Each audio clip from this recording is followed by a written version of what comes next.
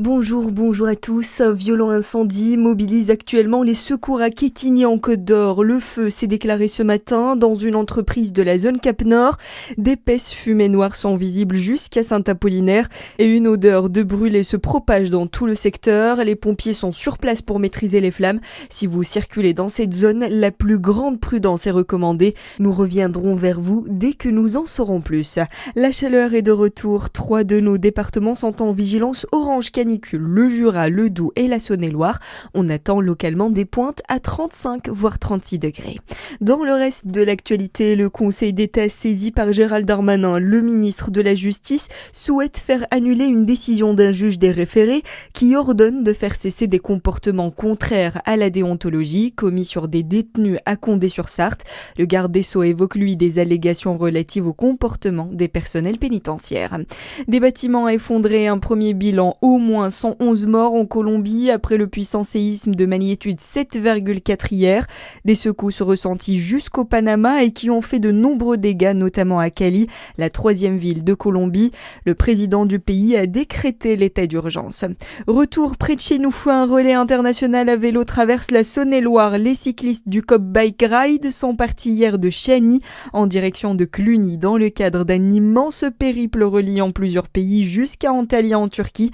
Leur objectif, rejoindre la COP31 en novembre pour défendre la place du vélo dans les mobilités douces.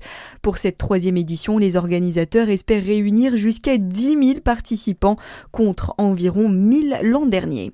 Le ciel du Jura offre un spectacle rare, une éclipse partielle du soleil visible en Bourgogne-Franche-Comté.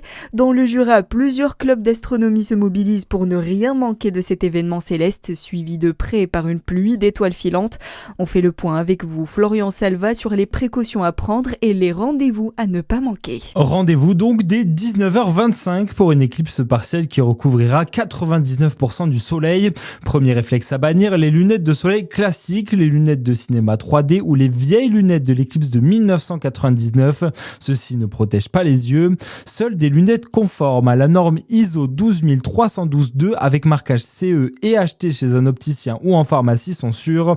Pour observer sans risque, plusieurs clubs d'astronomie du Jura ouvrent leurs portes, notamment à Mirebel, à Saint-Claude, au Belvédère de Moirans en montagne ou encore au château de Chevreau où des lunettes seront vendues sur place. Si le ciel se couvre, les clubs promettent malgré tout observation et animation. Plus d'informations sur le site esl-astro.fr.